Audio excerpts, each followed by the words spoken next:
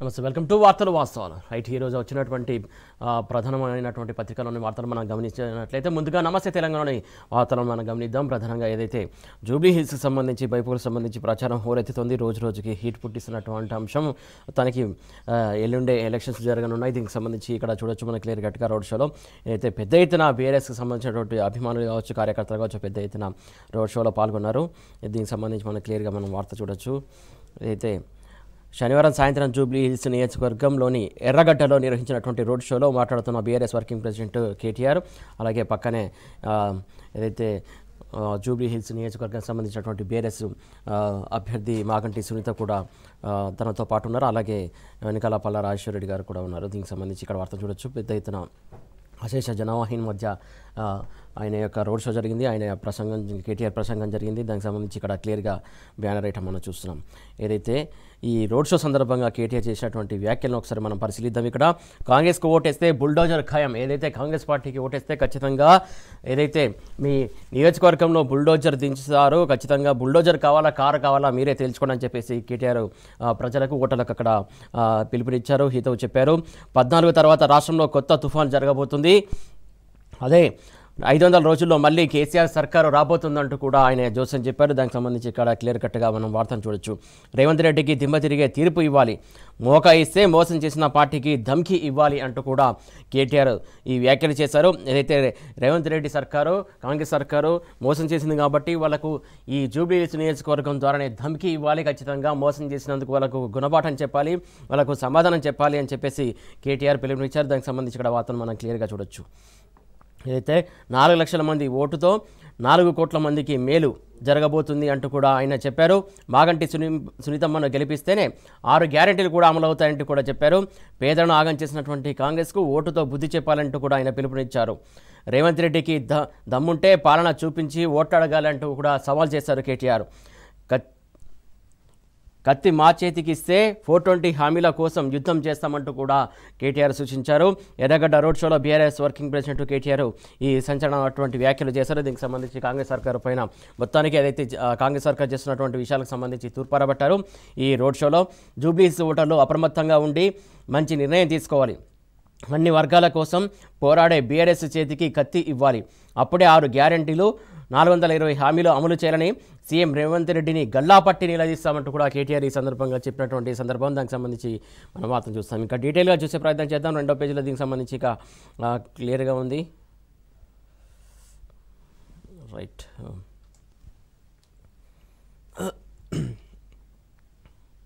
దాని కిందనే మరొక వార్తలు చూడవచ్చు ఇక్కడ క్లియర్గా.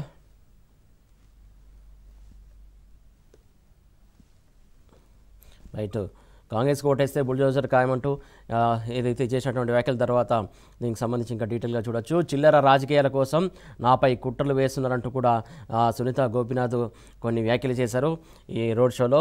అవేంటో ఒకసారి చూద్దాం. ఇక్కడికి తరలి వచ్చినటువంటి వేలాది మందిని చూస్తుంటే గోపన్న ఎంతమంది గుండెల్లో గూడు కట్టుకున్నారో గుర్తుకు వస్తున్నదని జూబ్లీహిల్స్ అభ్యర్థి మాగంటి సునీత గోపీనాథ్ అన్నారు. ఆయన అర్ధరాత్రి అయినా అపరాత్రి అయినా ఆపదలో ఉన్న వారికి అండగా నిలబడేవారని గుర్తు చేశారు ఆమె. ఇప్పుడు కూడా కారుకు ఓటేసి తనను గెలిపిస్తే అర్ధరాత్రి కాల్ చేసినా స్పందించి ఆదుకునేందుకు ముందుకొస్తానని ప్రకటించారు. రాజకీయాల కోసం తన కుటుంబంపై కుట్రలు చేస్తున్నారని, నియోజకవర్గమే కుటుంబంగా భావించిన మాగంటి గోపీనాథ్ ప్రతిష్టను దెబ్బతీసేందుకు యత్నిస్తున్నారని ఆమె ఆవేదన వ్యక్తం చేశారు. ఎవరెన్ని కుట్రలు చేసినా ధర్మమే గెలుస్తుందని నియోజకవర్గ ప్రజలు ఈ కుట్రను గమనించాలని కోరారు. రోడ్ షోలో మాజీ ఎమ్మెల్సీ సలీం, బీఆర్ఎస్ ఎర్రగడ్డ డివిజన్ అధ్యక్షుడు సంజీవ్, ఎమ్మెల్యేలు మాధవరం కృష్ణారావు, పల్లా రాజేశ్వర రెడ్డి, సునీత లక్ష్మారెడ్డి, మాజీ డిప్యూటీ స్పీకర్ పద్మా దేవేందర్ రెడ్డి, డివిజన్ల ఇన్ఛార్జీలు రాగిడి లక్ష్మారెడ్డి, భూపాల్ రెడ్డి, కోనేరు కోనప్ప, చంటి, క్రాంతి కిరణ్, ఆదర్శ్ రెడ్డి, రాజనస్సు, ప్రతాప్ రెడ్డి తదితరులు కూడా వారితో పాటు ఉన్నారు. ఆ సభలో పాల్గొన్నారు. ఇదైతే ఇంకా డీటెయిల్గా చూసే ప్రయత్నం చేద్దాం. ఏదైతే రోడ్ షో సందర్భంగా ఏదైతే ఈ ఫోటోలు క్లియర్గా చూడొచ్చు, కేటీఆర్ అభివాదం చేస్తున్నారు. ఏదైతే కారు స్టీరింగ్ సంబంధించి తిప్పుతూ ఓటర్లకు చూపిస్తూ అక్కడ అభివాదం చేస్తున్నట్టు కేటీఆర్ చూడొచ్చు మనం ఫోటోలో. వాళ్ళు కూడా ఏదైతే కార్యకర్తలు కావచ్చు, ఓటర్లు కావచ్చు, దానికి ఎంత పాజిటివ్గా రెస్పాండ్ అయ్యారు, ఎంత చేతులు కొడుతున్నారో కూడా ఫోటోలో చేతులెత్తి మద్దతు తెలుపుతున్నారో దీన్ని బట్టి మనం చూడొచ్చు. ఎర్రగడ్డ రోడ్ షోలో చేతులెత్తి నినదిస్తున్న ప్రజలకు విక్టరీ చిహ్నంతో అభివాదం చేస్తున్న కేటీఆర్ పక్కన పల్లా రాజేశ్వర్ రెడ్డి. ఏదైతే కేసీఆర్తోనే హైదరాబాద్ నగర ప్రజలకు మేలు జరిగిందంటూ కూడా కొన్ని వ్యాఖ్యలు చేశారు కేటీఆర్. దానికి సంబంధించి డీటెయిల్గా చూసే ప్రయత్నం మనం చేద్దాం. కేసీఆర్ 10 ఏళ్ల పాలనలోనే హైదరాబాద్ అన్ని రంగాల్లో అగ్రగామిగా నిలిచిందని కేటీఆర్ గుర్తు చేశారు. ఆయన జోడెద్దుల అభివృద్ధి సంక్షేమాన్ని పరుగులు పెట్టించారని గుర్తు చేశారు. పెద్దోళ్ల పింఛన్లను 2000కు పెంచారు. పెళ్లి చేసుకున్నటువంటి 15 లక్షల మంది ఆడబిడ్డలకు 1,00,000 చొప్పున కట్నం పెట్టారు. పురుడు పోసుకున్న లక్షల మంది మహిళలకు కేసీఆర్ కిట్లు ఇచ్చి గౌరవించారు. అంబులెన్సుల్లో సురక్షితంగా ఇండ్లకు పంపించారు. హైదరాబాద్లో 42 ఫ్లైఓవర్లు నిర్మించారు. జీవో 58, 59ని తెచ్చి 1.14 లక్షల మంది గరీబోళ్లకు పట్టాలు కూడా ఇచ్చారు. ఐటీని అభివృద్ధి చేసి 6 లక్షల ఉద్యోగాలు సృష్టించారు. 2014లో 57,000 కోట్లు ఉన్న ఐటీ ఎగుమతులను 2.41 లక్షల కోట్లకు పెంచారు. ఎవరికైనా సుస్థి చేస్తే 350 బస్తీ దవాఖానాలను అందుబాటులోకి తెచ్చారు. ₹5 భోజనంతో పేదల కడుపు నింపారు. డయాగ్నోస్టిక్ సెంటర్లు కూడా ఏర్పాటు చేశారు. మైనార్టీ గురుకులాలు ఏర్పాటు చేసి నిరుపేద పిల్లలకు మెరుగైన విద్యను అందించారు. కానీ కాంగ్రెస్ హయాంలో మాత్రం కేసీఆర్ పథకాలను నిలిపివేయడం తప్ప చేసింది శూన్యమని కేటీఆర్ తీవ్ర స్థాయిలో ఫైర్ అయ్యారు. వాళ్ళు తులం బంగారం ఇచ్చేవాళ్ళు కాదని, మహిళల మెడలో ఉన్న బంగారాన్ని ఎత్తికెళ్లేవారని చురకలంటించారు. ఈ సందర్భంగా కేటీఆర్ జూబ్లీహిల్స్లో ప్రజలను బెదిరిస్తున్నటువంటి ఆకు రౌడీలకు భయపడాల్సిన అవసరం లేదంటూ కూడా కేటీఆర్ భరోసా ఇచ్చారు. ఈ సభలో గెలిచిన వెంటనే కాంగ్రెస్కు తొత్తులుగా మారి ఎగిరెగిరి పడుతున్నటువంటి పోలీసుల తోకలు కత్తిరిస్తామంటూ కూడా ఆయన హెచ్చరించారు. రౌడీల అంతు చూస్తామంటూ కూడా చెప్పారు. వారిని ముఖ్యమంత్రి రేవంత్ రెడ్డి కూడా కాపాడలేరంటూ కూడా కేటీఆర్ ఈ సందర్భంగా చేసినటువంటి వ్యాఖ్యలకు సంబంధించి క్లియర్గా మనం చూడొచ్చు. ఏదైతే కాంగ్రెస్ అధికారంలోకి రాగానే 1 కోటి మంది మహిళలను కోటీశ్వరులను చేస్తామని నమ్మబలికినటువంటి రేవంత్ రెడ్డి 2 నెలల్లో ఎంతమందిని కోటీశ్వరులను చేశారు గుర్తు చేసుకోవాలంటూ కూడా ప్రజలకు సూచించారు. కోటీశ్వరులేమో కానీ వారు రాత్రింబవళ్ళు శ్రమించి బిడ్డల పెళ్లిళ్ల కోసం కొనుక్కున్నటువంటి చిన్న చిన్న ప్లాట్లకు ధరలు లేకుండా చేశారు. పేదల నివాసాలపైకి బుల్డోజర్లను పంపి వారి బతుకులను రోడ్డు పాలు చేశారంటూ కూడా ఈ సందర్భంగా కేటీఆర్ రోడ్ షోలో గుర్తు చేశారు. ఎర్రగడ్డలో సెల్ ఫోన్లలో కేటీఆర్ను ఫోటోలు తీసుకుంటున్నటువంటి మైనార్టీ మహిళలు, యువతులు. ఏదైతే ప్రతి ఒక్కరి చేతిలో ఫోన్ ఉంది, అందరూ కూడా ఫోన్లో చిత్రీకరించుకుంటున్నారు. రోడ్ షోకి సంబంధించి దానికి సంబంధించి క్లియర్గా మనం చూడొచ్చు.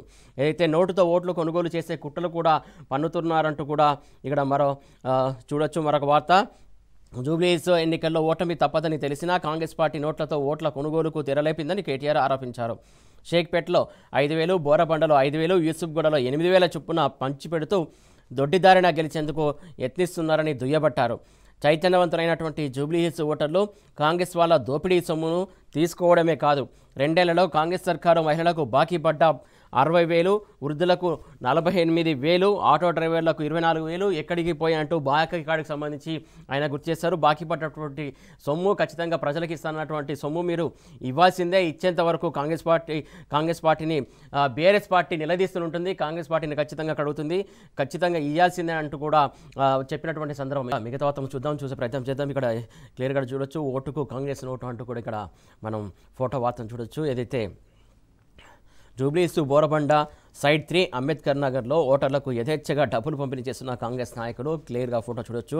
ఏదైతే ఓటర్ స్లిప్పులు పంచుతున్నారో అక్కడ ఉన్నటువంటి ఓటర్లకు, అలాగే ఒకతను డబ్బులు చేతిలో పట్టుకున్నాడు, ఇంకొకతను ఓటర్ల లిస్టు పట్టుకున్నాడు, ఇంకొకతను ఇంకో స్లిప్ పట్టుకున్నాడు, పెన్ను పట్టుకున్నాడు. మొత్తం క్లియర్ కట్ ఇక్కడ చూడొచ్చు డబ్బులు పంచుతున్నటువంటి దృశ్యం.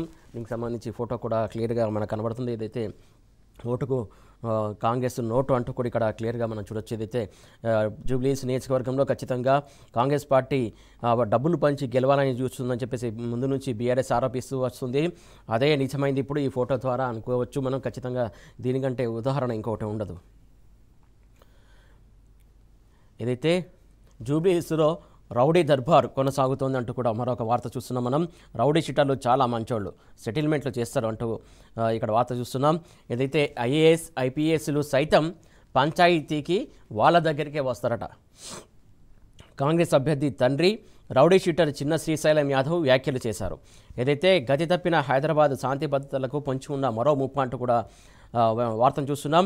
పొరపాటున నవీన్ గెలిస్తే నగర పరిస్థితి ఏమిటంటూ సర్వత్రా ఆందోళన వ్యక్తమవుతుందంటూ కూడా వార్త చూస్తున్నాం. రౌడీ షీటర్ అంటూ బైండ్ ఓవర్ చేసిన సర్కారే ప్రజాసేవకుడని కితాబిస్తుందంటూ కూడా చెప్తున్నారు. రౌడీలు అంటున్నారు. రౌడీలంటే మంచోళ్ళు, ఎవరూ పరిష్కరించారని పంచాయతీలను వారు తీర్మానిస్తారు. నా మీద కూడా 35 కేసులున్నాయి. అయితే ఏమైతుంది? ఐఏఎస్లు ఐపీఎస్లు కూడా సెటిల్మెంట్ల కోసం రౌడీల దగ్గరికే వస్తారు. జూబ్లీహిల్స్ ఉప ఎన్నికల్లో కాంగ్రెస్ అభ్యర్థి నవీన్ యాదవ్ తండ్రి ప్రభుత్వ రికార్డుల్లో రౌడీ షీటర్గా ఉన్న చిన్న శ్రీశైలం యాదవ్ చేసినటువంటి వ్యాఖ్యలు ఇవి అంటూ కూడా ఇక్కడ వార్త చూస్తున్నాం మనం. ప్రజాస్వామ్యబద్ధంగా జరిగే ఎన్నికల్లో పోటీ చేసిన ఒక కుటుంబం రాజ్యాంగబద్ధంగా ఏర్పాటైన అధికారిక వ్యవస్థల కంటే రౌడీ షీటర్లే మిన్న అన్నట్టు మాట్లాడటం దేనికి సంకేతం? వీరు అధికారంలోకి వస్తే ఏం చేస్తారు? ప్రజలకు సేవ చేస్తారా లేక సెటిల్మెంట్లు చేస్తారా? ఎవరు పరిష్కరించలేని సమస్యను రౌడీలే పరిష్కరించగలరని ప్రకటిస్తున్న వీరికి ఓటేసిన తర్వాత సామాన్యుడికి అన్యాయం జరిగితే పోలీసులను ఆశ్రయించాలా లేక రౌడీ షీటర్లను ఆశ్రయించాలనా? జూబ్లీహిల్స్ నియోజకవర్గ ప్రజలను వేధిస్తున్న ప్రశ్నలు ఇవి. కార్పొరేటర్లకు ధమ్కీలు ఇవ్వడంతో పాటు భూ కబ్జాలపై ఆరోపణలు ఎదుర్కొంటున్నటువంటి నవీన్ యాదవ్కు కాంగ్రెస్ పార్టీ టికెట్ ఇచ్చింది. ఒకవైపు చిన్న శ్రీశైలం యాదవ్ ఆయన తమ్ముడు దీనికి సంబంధించి కుటుంబ సభ్యులకు సంబంధించి ఏదైతే రౌడీ షీట్కి సంబంధించి క్లియర్ కట్గా వాళ్ళ కుటుంబ సభ్యులే ఇలాంటి వ్యాఖ్యలు చేశారంటూ కూడా ఇక్కడ వార్త మనం చూడొచ్చు. మోసాలు, భూ కబ్జాలు, బెదిరింపులు, నవీన్ యాదవ్పై 7 క్రిమినల్ కేసులు ఉన్నాయంటూ ఇక్కడ మరో వార్త చూస్తున్నాం. స్వయంగా వెల్లడించినటువంటి కాంగ్రెస్ అభ్యర్థి దీనికి సంబంధించి వెల్లడించాడని చెప్పేసి చూస్తున్నాం మనం. దీనికి సంబంధించి డీటెయిల్గా చూసే ప్రయత్నం చేద్దాం. 5వ పేజీలో ఉన్నాయి.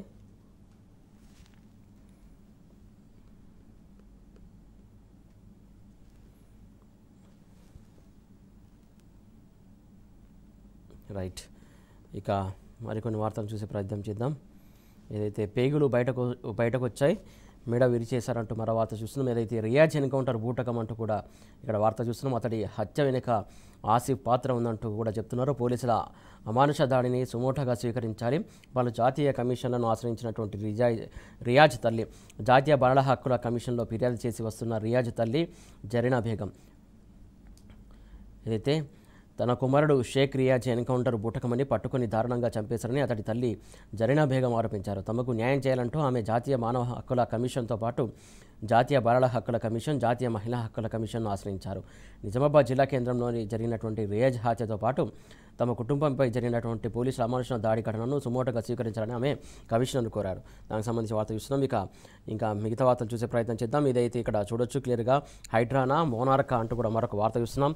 సమాచారం ఇవ్వరు, సమాధానం కూడా చెప్పరు, సహచట్టం దరఖాస్తుల్ని ఖాతరు చేయట్లేదని చెప్పేసి ఇక్కడ వార్త చూస్తున్నాం.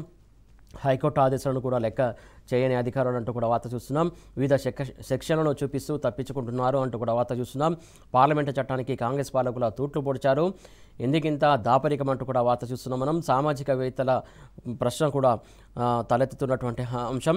ఏదైతే ఇక్కడ ఫోటో ఎవిడెన్స్ ద్వారా చూడొచ్చు, ఎవిడెన్స్ కూడా ఉంది. సమాచార హక్కు చట్టం కింద అడిగినటువంటి దానికి సమాధానం ఇవ్వడం సాధ్యం కాదంటూ పల్నాటి రాజేంద్రకు హైడ్రా ఇచ్చినటువంటి జవాబు కాపీ అంటూ కూడా ఇక్కడ ఎవిడెన్స్తో సహా ఇక్కడ వార్తను మనం క్లియర్గా చూడొచ్చు. ఏదైతే సమాచారం ఇవ్వరు, సమాధానం చెప్పరు, హైకోర్టు ఆదేశాలను లెక్క చేయరు, సహచట్టం దరఖాస్తులను ఖాతరు చేయరు, 100 కోట్ల విలువైన ప్రభుత్వ భూమిని స్వాధీనం చేసుకున్నామని చెప్తారు తప్ప అసలు ఎన్ని ఇండ్లు కూల్చిర్రు, వాటికైనా ఖర్చెంత, ఇప్పటి వరకు హైడ్రాకు విడుదలైనటువంటి నిధుల్లో ఎంత మేరకు ఖర్చు పెట్టిండ్రో చెప్పాలని అడిగితే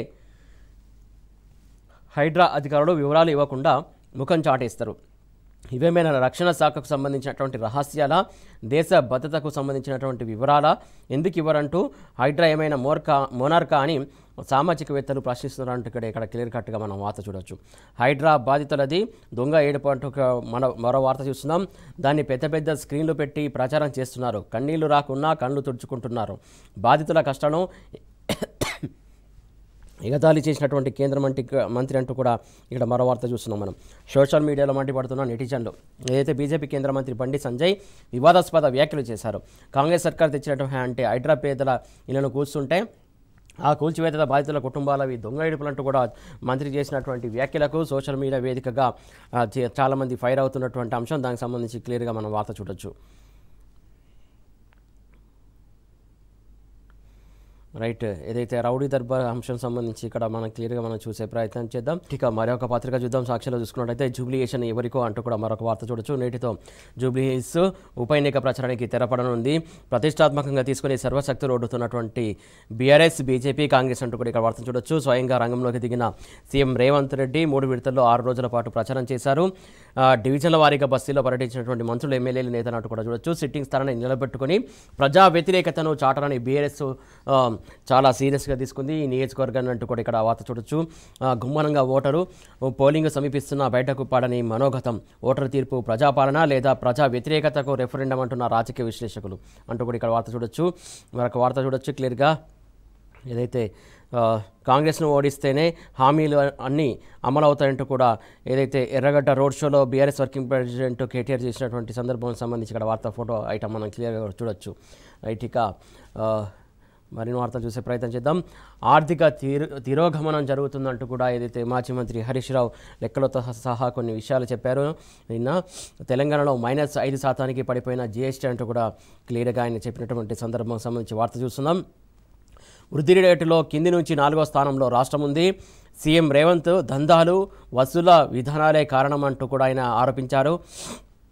తొలి ముఖ్యమంత్రి కేసీఆర్ హయాంలో దూసుకెళ్లినటువంటి ఆదాయం ఇప్పుడెందుకు గమనంలోకి వెళ్తుందంటూ కూడా ఆయన ప్రశ్నించారు. పాలన చేత కాదని ఒప్పుకున్న ముఖ్యమంత్రి రేవంత్ రెడ్డి ఏదైతే పాలన తనకు చేత కాదని చెప్పేసి తానే ఒప్పుకున్నాడు అంటూ కూడా రేవంత్ రెడ్డికి సంబంధించి ఒప్పుకున్న విషయాన్ని గుర్తు చేస్తున్నారు మాజీ మంత్రి హరీష్ రావు. మందిని తొక్కుడు, మాట తప్పుడు, రేవంత్ నైజం అంటూ కూడా ఆయన ఆరోపించారు. జూబ్లీస్లో ఓడిపోతామనే ఫ్రస్ట్రేషన్లో వికృత చేష్టలకు పాల్పడుతున్నారంటూ కూడా హరీష్ రావు ఆరోపిస్తున్నారు. అంబేద్కర్ పేరు ఉన్నదని సెక్రటేరియట్కు వెళ్ళట్లేదు. ఏదైతే అంబేద్కర్ పేరు ఉన్నదనే సెక్రటేరియట్కు వెళ్ళట్లేదంటూ కూడా సంచలన వ్యాఖ్యలు చేశారు హరీష్ రావు. బీజేపీతో ముఖ్యమంత్రి రేవంత్కు చీకటి ఒప్పందాలు కూడా ఉన్నాయంటూ కూడా ఆరోపించారు. 3 లక్షల కోట్ల పెట్టుబడులు తెచ్చినట్టు సీఎం అబద్ధాలు చెబుతున్నాడు అంటూ కూడా మాజీ మంత్రి హరీష్ రావు చెప్పినటువంటి సందర్భం. ఏదైతే 3 లక్షల కోట్లు పెట్టుబడులు తెచ్చినట్లయితే ఖచ్చితంగా దానికి సంబంధించి డీటెయిల్స్ విడుదల చేయండి, శ్వేతపత్రం విడుదల చేయండి అంటూ కూడా వారు డిమాండ్ చేశారు. వచ్చింది కేవలం 20,000 కోట్లే, అది నోరా మోరా అంటూ కూడా ఆయన ఘాటైన వ్యాఖ్యలు చేశారు. పచ్చి అబద్ధాలు ఆడుతున్నాడు రేవంత్ రెడ్డి అంటూ కూడా ఆయన ఈ వ్యాఖ్యలు చేశారు. రేవంత్పై మాజీ మంత్రి తీవ్రస్థాయిలో ఫైర్ అయ్యారు. దానికి సంబంధించి ఇక్కడ వార్తను చూడొచ్చు క్లియర్ కట్గా మనం. ఏదైతే ఆయన చెప్తున్నవన్నీ చేస్తున్నవన్నీ అబద్ధాలే, చెప్పేది ఒకటి చేసేది ఒకటి, పైకి అందరికీ ప్రగల్భాలకు పోతూ ఇష్టానుసారంగా చెప్తున్నాడు. ఏదైతే మీరు ఖచ్చితంగా 3 లక్షల కోట్లు కనుక రాష్ట్రానికి పెట్టుబడులు తీసుకొచ్చినట్లయితే ఖచ్చితంగా దానికి సంబంధించి డీటెయిల్స్ బయట పెట్టండి, ప్రజలకు సంబంధించి బయట పెట్టండి, లేకుంటే శ్వేతపత్రం విడుదల చేయండి, దానికి సంబంధించి లేదంటే పబ్లిక్ డొమైన్లో పెట్టండి అని చెప్పేసి ఆ డీటెయిల్స్ పబ్లిక్ డొమైన్లో పెట్టండి అని కూడా మాజీ మంత్రి హరీష్ రావు ఈ సందర్భంగా చెప్పినటువంటి సందర్భం, ఆయన డిమాండ్ చేసినటువంటి సందర్భం. మొత్తానికి ఏదైతే రేవంత్ రెడ్డి పాలనలో 22% క్రైమ్ రేటు పెరిగింది వాస్తవం కాదా అంటూ కూడా ఇది డీజీపీ చెప్పారంటూ కూడా ఆయన చెప్తున్నటువంటి సందర్భం. నువ్వు హోంమంత్రిగా పనికి రావని నీ డీజీపీయే చెప్తున్నారు. రేవంత్ రెడ్డి సిగ్గుతో తలదించుకోవాలి. సీఎంకు కమిషన్ల మీద ఉన్న ఆసక్తి పాలనపై లేదంటూ కూడా హరీష్ రావు ఫైర్ అయ్యారు.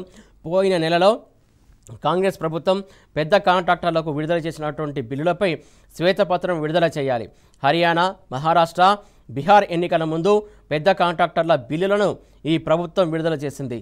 పిల్లల చదువులు ముఖ్యమా, కాంట్రాక్టర్ల కమిషన్లు ముఖ్యమా అంటూ కూడా ఆయన తీవ్రస్థాయిలో ఫైర్ అయ్యారు. వాస్తవానికి ఇది గమనించాల్సినటువంటి అంశం, తెలంగాణ సమాజం గమనించాల్సినటువంటి అంశం. ఏదైతే కాంట్రాక్టర్లకు ఇస్తున్నటువంటి డబ్బులు కాంట్రాక్టర్లకు ఎట్లా ఇస్తున్నారు, మరి విద్యార్థుల చదువుల కోసం ఏదైతే విద్యకు సంబంధించినటువంటి కాలేజీలు కావచ్చు, దానికి ఫీజు రీయింబర్స్మెంట్ ఎందుకు ఇవ్వట్లేదు, పిల్లలపైన ఇంత నిర్లక్ష్యం ఎందుకు, చదువుకునే పిల్లలపైన ఇంత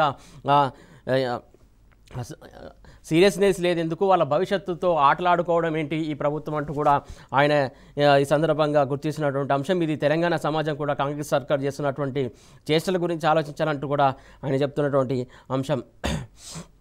ఇక ఆదాయం చారణ, అప్పు బారణ అంటూ కూడా ఇక్కడ క్లియర్గా మనం చూడొచ్చు. 6 నెలల్లో ఆదాయం 33.4%, అప్పులు మాత్రం 83.58%. బడ్జెట్లో రెవెన్యూ ఆదాయం అంచనా 2,29,720 కోట్లు అంటూ కూడా ఇక్కడ క్లియర్గా చెప్తున్నటువంటి అంశం.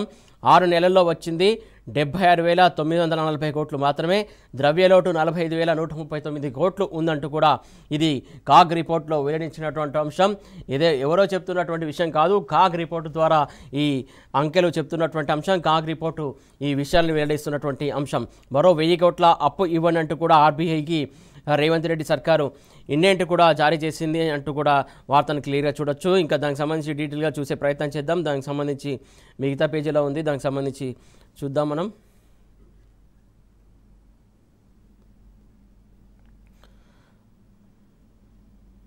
ఏదైతే ఇంకా మరొక వార్త చూడొచ్చు ఇక్కడ, ఏదైతే స్మార్ట్ షాక్ విద్యుత్ వినియోగదారులకు కాంగ్రెస్ సర్కారు దగా చేస్తుందంటూ కూడా మరొక వార్త చూడొచ్చు. తెరపైకి కరెంటు స్మార్ట్ మీటర్ల అంశం తెర మీదకి వచ్చింది. 6 నుంచి 12 నెలల కార్యాచరణ సిద్ధం చేసింది. 10 kV వినియోగదారులతో మొదలు, ఆ తర్వాత దశల వారీగా అన్ని కనెక్షన్లకు ఫీడరు, ట్రాన్స్ఫార్మర్ల వారీగా పర్యవేక్షణ జరగబోతుంది. రాష్ట్రంలో స్మార్ట్ మీటర్లు బిగిస్తారట. ఇంధన శాఖ ప్రిన్సిపల్ సెక్రటరీ నవీన్ మిట్టల్ ఈ అంశాన్ని వెల్లడించారు. ప్రైవేటీకరణకు మార్గం పడ్డట్టేనా, అదానీ కంపెనీకి గంపగుత్తగా అప్పగించేందుకే ఈ ప్రయత్నం అంటూ కూడా క్లియర్గా చెప్పొచ్చు. ఏదైతే స్మార్ట్ మీటర్లపై కేసీఆర్ కన్నెర చేశారు అంటూ కూడా ఇక్కడ మరొక వార్త చూడొచ్చు. ఏదైతే రైతుల పక్షాన కేంద్రంపై నాడు పోరాటం చేశారు. నిధుల్లో కోత పెట్టిన లొంగని వైనం, నేడు పరిస్థితి తారుమారు అవుతుంది. మీటర్లు పెట్టేందుకు రేవంత్ సర్కారు వెంపర్లాడుతుందంటూ కూడా కేసీఆర్ సీరియస్ అవుతున్నటువంటి అంశం. దీనికి సంబంధించి కూడా క్లియర్గా ఇక్కడ వార్తను మనం చూస్తున్నాం.